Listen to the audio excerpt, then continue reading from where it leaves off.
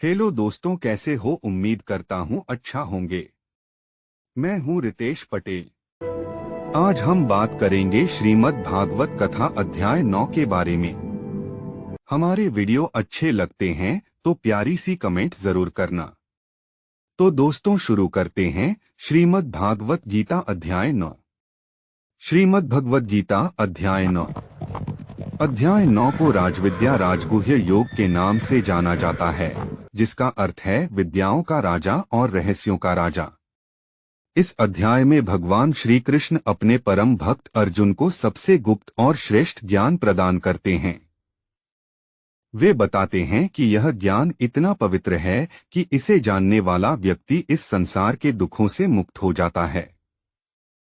प्रमुख श्लोक और उनका अर्थ। श्लोक 1 से 3 भगवान कहते हैं कि मैं तुम्हें यह परम गोपनीय ज्ञान बताता हूँ, जिसे जानकर तुम इस संसार के दुखों से मुक्त हो जाओगे। यह ज्ञान सभी विद्याओं का राजा, सभी रहस्यों का राजा और सबसे पवित्र है।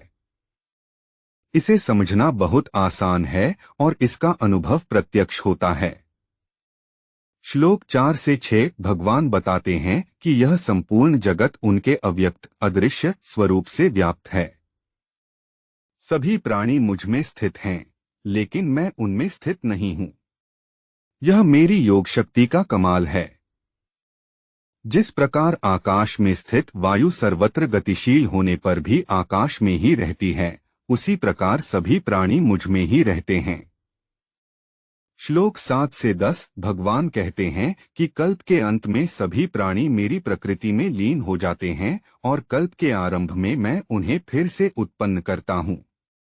मैं अपनी प्रकृति को वश में करके बार बार इस सृष्टि की रचना करता हूँ, लेकिन मैं इन कर्मों से बंधता नहीं हूँ, क्योंकि मैं इनमें आसक्त नहीं होता।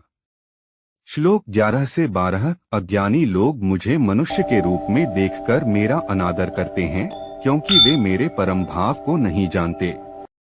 ऐसे लोगों की आशा, कर्म और ज्ञान सब व्यर्थ हो जाते हैं।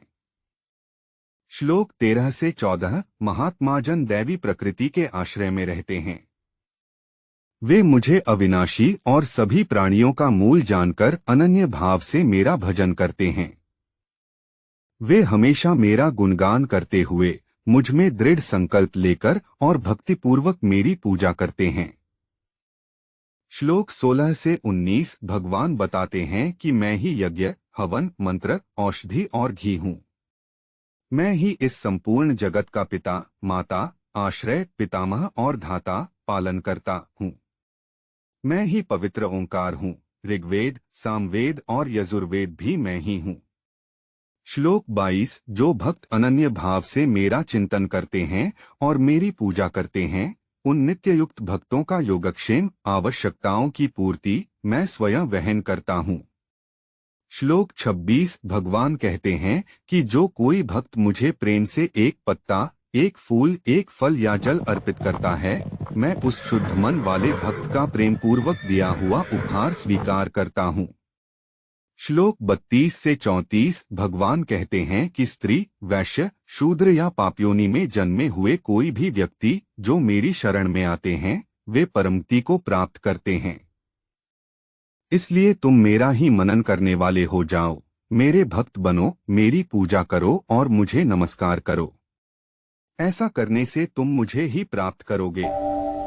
अध्याय 9 का सार। अध्याय 9 में भगवान श्री कृष्ण ने यह स्पष्ट किया है कि वे ही इस सृष्टि के मूल हैं और सभी कुछ उन्हीं में समाहित है।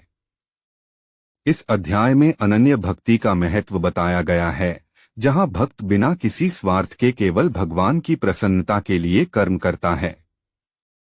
यह अध्याय ज्ञान और भक्ति के समन्वय का सुंदर उदाहरण प्रस्तुत करता है और यह संदेश देता है कि भगवान की शरण में आने से कोई भी व्यक्ति मोक्ष प्राप्त कर सकता है, चाहे उसकी पृष्ठभूमि कुछ भी क्यों न हो। यह अध्याय सभी आध्यात्मिक रहस्यों का निचोड़ है, जिसे जानकर व्यक्ति जीवन का सच्चा उद्देश्य समझ सकता है। अगर आप किसी और अध्याय के बारे में जानना चाहते हैं तो पूछ सकते हैं। तो दोस्तों, यह था श्रीमद् भागवत गीता अध्याय 9। वीडियो अच्छी लगे तो लाइक शेयर सब्सक्राइब कमेंट जरूर कर देना। ऐसे ही वीडियो देखने के लिए बेल आइकन ऑल प्रेस कर देना। अगले वीडियो में हम बात करेंगे श्रीमद् भागवत गीता अध्याय 10 के बारे में। तो मिलते हैं अगले वीडियो में। जय श्री कृष्णा।